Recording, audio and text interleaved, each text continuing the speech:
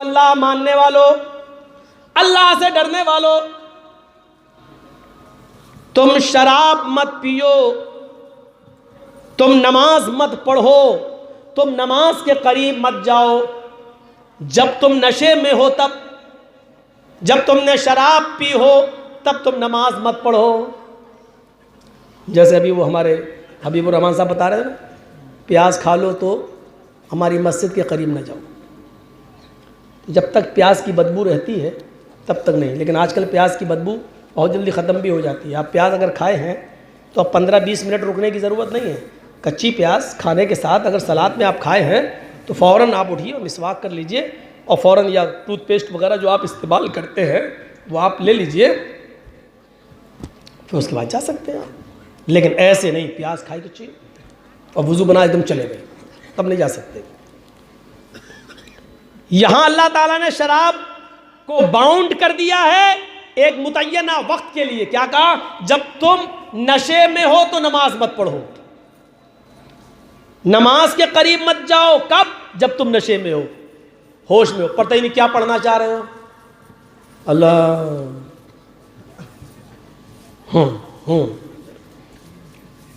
हत्ता तालमू मा तक़ूलून, कब तक नमाज ना पढ़ो? जब तक तुम्हें मालूम ना हो जाए कि तुम्हारी ज़बान से क्या निकल रहा है। तुम जो पढ़ रहे हो तुम्हें मालूम भी है या नहीं? अल्हम्दुलिल्लाह रब्बिल आलमीन अर्रहमान रहीम, यही पढ़ रहे हो? या अल्लाह तेरी आंखें झुकी झुकी गाना गा रहे हो? आई ईमानों वालों, तुम नमाज के करीब मत जाओ जब तुम नशे में हो, और उस वक्त तक नमाज ना पढ़ो।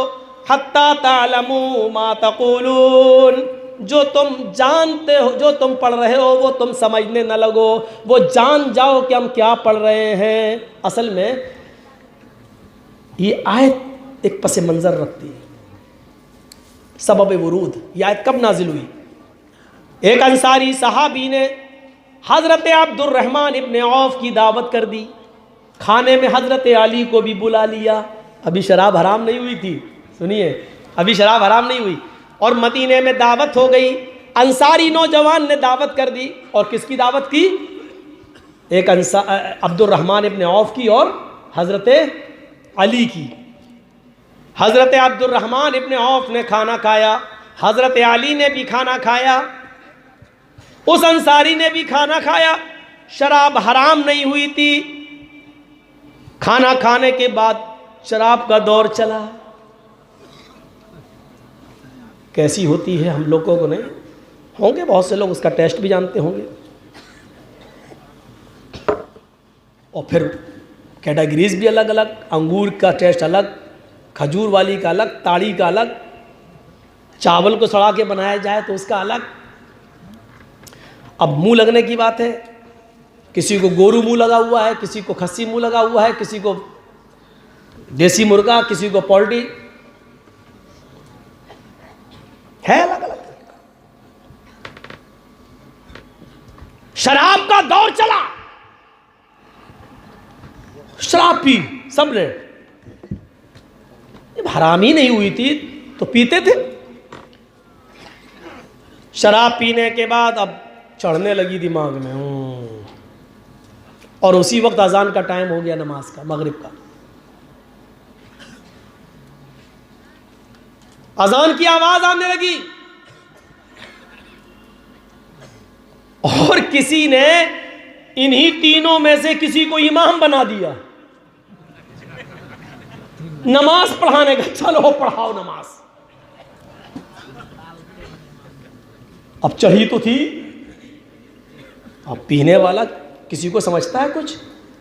तो दिल्ली पे याद है ना, एक बार पुलिस वाले लाठी मार रहे थे, मोदी जी आ रहे हैं, और वो कहता कौन आ रहा है? शराबी कहता कौन आ रहा है? हाँ मोदी जी आ रहे हैं। भाग जा, हट, सवारी आ रही, मेरे बाप के नौकर है। शराबी बोलता ओ क्या हुआ? आ रहे सब मेरे बाप के नौकर हैं। शराबी की नज़र में कोई कुछ नहीं होता है, होंगे जब नशा उतरता तब ना समझता हमने किसको गाली दी। अब इन तीनों में से किसी को इमाम बना दिए, चलो पढ़ाओ। सूरह फातिहा तक तो सही पढ़ा, अल्लाहु अकबर।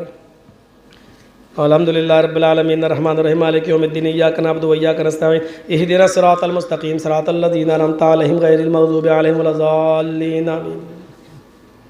चढ़ती जा रही हो, गर्दन झुकती जा रही हो। बिस्मिल्लाह। अब पढ़ना है उनको, कुल या अय्युहल काफिरून, कुल या अय्युहल काफिरून ला अअबुदु मा तअबुदून। अब वो चढ़ी हुई है दिमाग में, अब वो जानते हो उनकी ज़बान से क्या निकल रही। कुल या अय्युहल काफिरून नहनु नअबुदु मा तअबुदून, माना ही बदल गया। कुल या अय्युहल काफिरून नहनु नअबुदु मा तअबुदून। अब पीछे से उनको लुक़मा दिया जा रहा है, ला अअबुदु मा तअबुदून। कुल या अय्युहल काफिरून ला नहनु नअबुदु मा तअबुदून, फिर वही निकल रहा उनके मुँह से। किसी तरह खैर सल्ला नमाज हुई, माना ही बदल गया भाई। ला अअबुदु मा तअबुदून, आए मोहम्मद सल्लल्लाहु अलैहि वसल्लम कह दो कि आए काफिरो, कुल या अय्युहल काफिरून, आए नबी कह दो आए काफिरो, ला अअबुदु मा तअबुदून, मैं उनकी इबादत नहीं करता जिन झूठे खुदाओं की इबादत तुम कर रहे हो। ये तर्जुमा है। अब वो क्या पढ़ रहे हैं, कुल या अय्युहल काफिरून नहनु नअबुदु मा तअबुदून, आए मोहम्मद कह दो आए काफिरो, हम भी उन्हीं की इबादत करते हैं जिनकी तुम करते हो। तो माना ही बदल गया। यहां नमाज खत्म, वहां मोहम्मद रसूलुल्लाह पर मदीना में यह आयत नाजिल होती है, या अय्युहल्लज़ीना आमनू ला तक़रबुस्सला व अंतुम सुकारा। आए मोहम्मद सल्लल्लाहु अलैहि वसल्लम अपने साथियों से कह दो कि तुम नमाज के करीब मत जाओ जब तुम नशे में हो।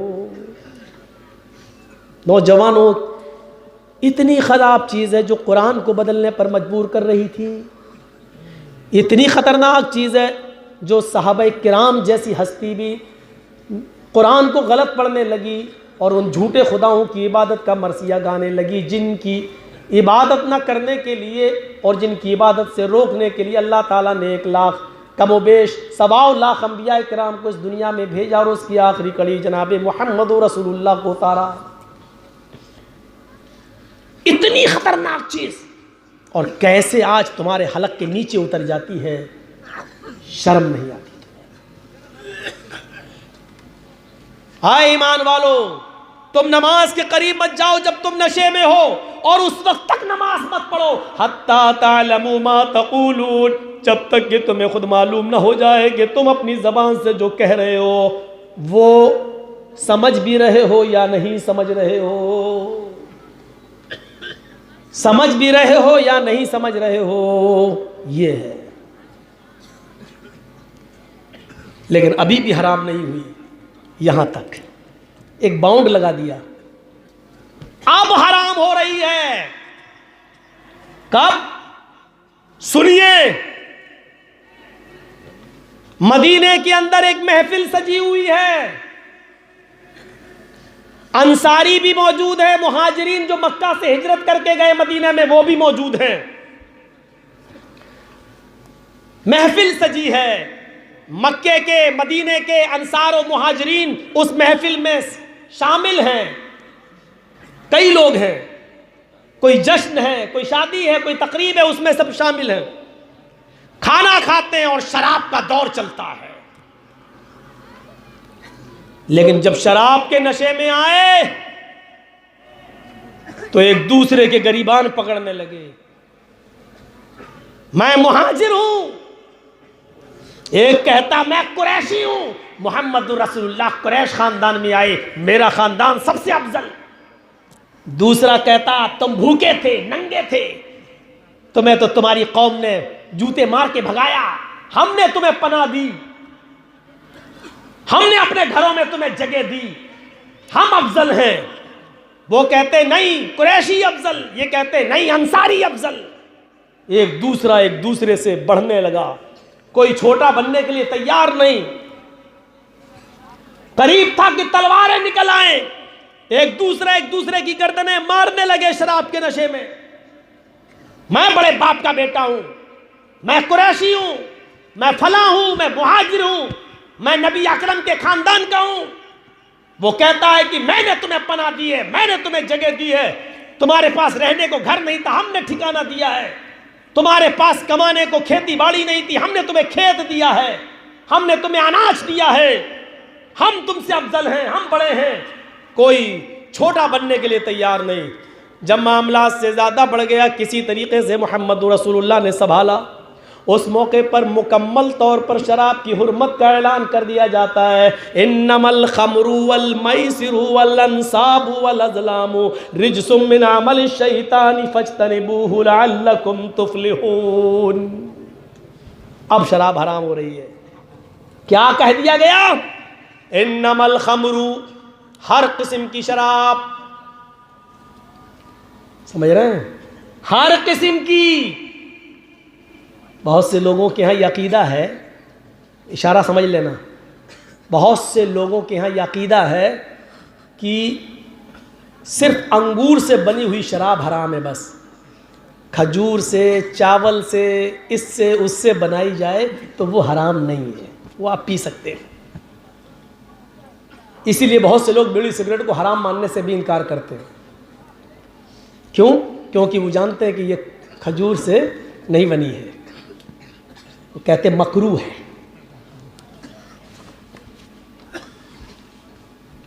लेकिन अल खबर में अलिफ लाम जो आया है वो उमूमियत पर दलालत करता है। हर किस्म की शराब। बहुत से लोगों के यहां, फिर सुन लो, सिर्फ खजूर से बनाई हुई शराब हराम है, अंगूर से बनाई हुई शराब हराम है, और बकिया सब हलाल। और अंगूर से बनी हुई शराब भी वो हराम है जिसमें नशा आए। मसलन हमने एक गिलास शराब पी ली, नशा नहीं आया तो ठीक है, ये हराम नहीं है। दो पी लिया गिलास, नशा नहीं आया तो ठीक है, अब हराम नहीं है। एक हराम भी है उनके यहाँ, तो वो भी पूरी हराम नहीं है। जिस गिलास में नशा आएगा वो गिलास हराम है। मसलन हमें 10 गिलास पीने की आदत है, 9 गिलास में अगर नशा नहीं आया तो 9 हलाल है, 10वें में नशा है तो 10वां हराम है, 9 हलाल है। मैं हलाल नहीं कह रहा हूं उनके यहां, लेकिन यहां हमारे यहां मा अस्करा कसीरुहु फ़क़लीलुहु हराम। जिसके बहुत ज्यादा खाने या पीने से नशा आता हो उसकी एक बूंद भी हराम है, चाहे नशा आए या ना आए। जिसके ज्यादा खाने से नशा आता हो, कम खाने से नहीं, उसका कम खाना भी हराम। ये हमारे यहां दलील है।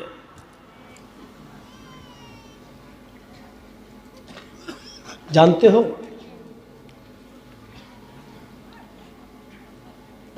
अरबी में शराब को क्या कहते हैं? खम्र। खम्र के माना शराब।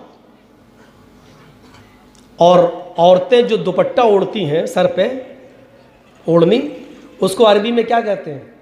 खिमार। हिमार नहीं, वो तो गधा हो जाएगा। खिमार, खे से। शराब को क्या कहते हैं? खमर। और औरतें जो दुपट्टा ओढ़ती हैं, ऊपर सर के बाल छिपा लेती हैं, उसको क्या कहते हैं? खिमार। खिमार क्यों कहते हैं? क्योंकि वो आपके चेहरे को, आपके बालों को छिपा लेता है, इसलिए उसको कहते हैं खिमार। सर के बालों को छिपाने का आला। और उसी से बना खम्र, ये भी छिपाती है शराब। क्या छिपाती है? अल खम्रु मा खामर अल अक़ल, अक़ल को छिपा देती है। शराब पीने के बाद अक़ल काम नहीं करती। अकल के माना क्या होते हैं? चलिए, आज तक कहते नहीं बड़ा अक्लमंद है। अकल के माना क्या होते हैं? अकल के माना होते हैं बांधना।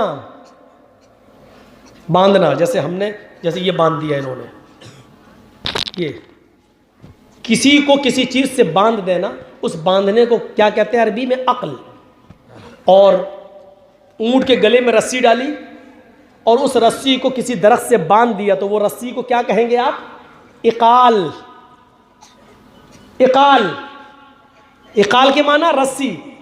उसको इकाल क्यों कहते हैं? क्योंकि उससे आप किसी चीज को बांधते हैं। आप अक्लमंद हैं जब तक बंधे हुए हैं। अकल का माना बांधना। इस अकल ने, आप इंसान हैं, इंसानियत को बांध दिया है। ये हलाल है, ये हराम है, ये सही है, ये गलत है, ये मां है, ये बहन है, ये बेटी है, ये बीवी है। आपकी अकल बंधी हुई है। और शराब जब पी लेता है इंसान, तो यह शराब आपकी बंधी हुई अकल को खोल देता है। और जब अकल खुल जाती है, जब बंधी हुई चीज खुल जाती है, तो खुल जाने के बाद वो आउट ऑफ कंट्रोल हो जाती है। अब आप बंधे नहीं हैं, और बंधे नहीं हैं तो आप अपनी बहन को भी मां बहन की गाली दोगे, आप अपनी मां को भी मां बहन की गाली दोगे, आप अपनी बीवी को भी मां बहन की गाली दोगे। आप किसी नाली में गिर जाओगे तो उसको भी जमजम, नाली के पानी को भी जमजम समझ के पियोगे, क्योंकि अब आपकी अकल बंधी नहीं है। आप इंसान हैं, बंधे नहीं हैं, क्योंकि शराब ने उस बंधन को तोड़ दिया है, खोल दिया है। इसलिए कहते हैं अकल, यानी अकल का माना बांधना। जब तक ये इंसानियत को बांधी हुई है तब तक ठीक है, और जहां इंसानियत का बंद खुल गया, अकल बंद, जो बंधन टूट गया, तो समझ लीजिएगा कि आप अब सबकी इज्जत व आबरू को लूट बैठेंगे, लूट लेंगे। समझ गए आप? तो अकल किसको कहते हैं? बांधने को। और खम्र किसको कहते हैं? जो अकल को छिपा ले, काम करना बंद कर दे। इसलिए जन्नत के अंदर खम्र नहीं मिलेगी। कहते नहीं शराब की नहर में, हाँ जन्नत में शराब मिलेगी, जन्नत में शराब मिलेगी, खमर नहीं मिलेगी। अरबी में तो खमर कहते हैं। ऐसी चीज नहीं मिलेगी जो आपकी अकल को छिपा ले। शराब शरबत से बना है, आपको शराबन तहूरा मिलेगा, पाकीज़ा शरबत मिलेगा, पाकीज़ा पानी मिलेगा, वो पीजिए। और जन्नत में भी अकल को छिपाने वाली चीज मिली तो मेरी हूर पर तुम कब्जा करोगे, तुम्हारी हूर पर हम कब्जा करेंगे। हूर के नाम से कितने खुश होते हैं, जैसे मिलने वाली है। देखो रात में 2-2 बजे तक फेसबुक चलाने वाले जन्नत की हूरों का सपना देख रहे हैं। ये लड़कियां वही अमेरिकन बंदरियां बन के घूमने वाली जलसों में, ये जन्नत में जाने का सपना देख रहे हैं। जन्नत में जाने। निसाउन कासियातुन नारियातुन मुमीलातुन व माइलात। वो एक ऐसा ज़माना भी आ जाएगा तुम्हारे सामने, उस ज़माने को तुम अपनी आँखों से देखोगे। औरतों को कासियात दिखाई देने में तो वो कपड़े पहने हुए दिखाई देंगी, हमारी नज़रों में वो कपड़े होंगे, हम उन्हें कपड़े महसूस कर रहे होंगे।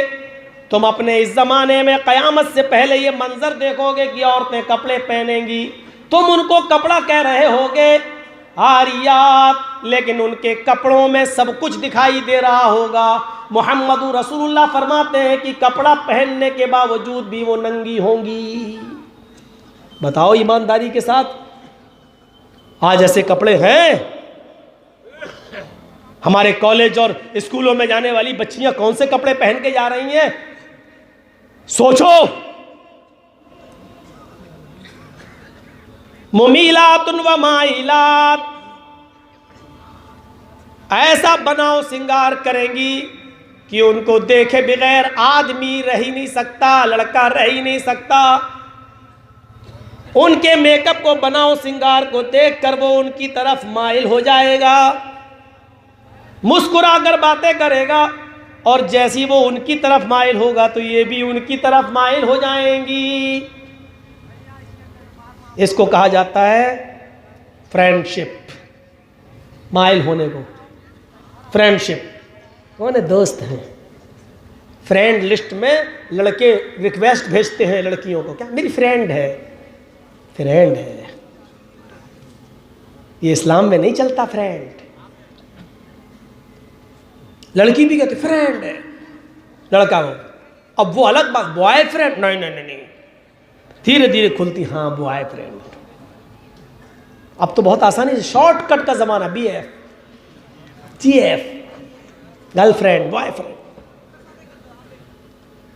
मुमीलातुन, ये उनकी तरफ माइल होंगी, ये उनकी तरफ माइल होंगे, ये लड़के उनकी तरफ झुकेंगे, ये उनकी तरफ झुकेंगी। ला यदखुलनल जन्नता वला यजिदना रिहाहा, जब तुम ऐसी औरतों को देखो तो मोहम्मद रसूलुल्लाह का फरमान याद कर लो, ला यदखुलनल जन्नता, ऐसी औरतें जन्नत के अंदर दाखिल नहीं होंगी। बल्कि बाज लोगों ने यहां पर ला यदखुलना की जगह ला यदखुलन्ना भी लिखा है, माना बदल जाएगा। अरबी ज़बान में जहां हदीसें लिखी गई हैं उसमें ज़बर ज़ेर नहीं है, वो लगाना पड़ता है। ला यदखुलनल जन्ना, अगर ये है तो इसका तर्जमा ये होगा कि ऐसी औरतें जन्नत में दाखिल नहीं होंगी। लेकिन बाज़ मुहद्दिसीन ने इसको यूं पढ़ा है ला यदखुलन्नल जन्नता। अगर ला यदखुलन्ना पढ़ लिया जाए तो इसका तर्जमा ये होगा ऐसी औरतें कभी भी किसी भी हाल में हरगिज़ जन्नत में दाखिल नहीं होंगी, यानी अज़ाब देने के बाद भी जन्नत से निकाली नहीं जाएंगी, हमेशा हमेश के लिए जहन्नम में जलेंगी।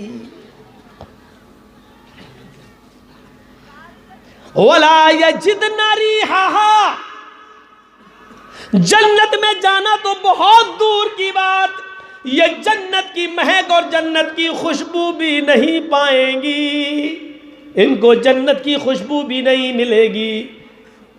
जबकि जन्नत की खुशबू 40 साल की मसाफत तक आ रही होगी। यानी जन्नत के दरवाजे से एक घोड़ा खड़ा करिए और उस घोड़े पर दौड़िए और 40 साल तक घोड़े को दौड़ाइए। 40 साल, समझ रहे हैं? 40 साल मौलाना जर्जिस की पूरी जिंदगी से अब तक 40 साल, इतना लंबा जमाना गुजारिए और नॉन स्टॉप, कहीं रोकिए नहीं घोड़े को, और वो भी जन्नत का घोड़ा, यहां का नहीं। रास्ते में कई जगह चारा खाए और कई जगह लीद भी करता रहे और बीमार हो जाए। उस घोड़े पर सफर किया जाए तो 40 साल तक नॉन स्टॉप दौड़ता रहे। 40 साल के बाद वो घोड़ा जहां रुकेगा जन्नत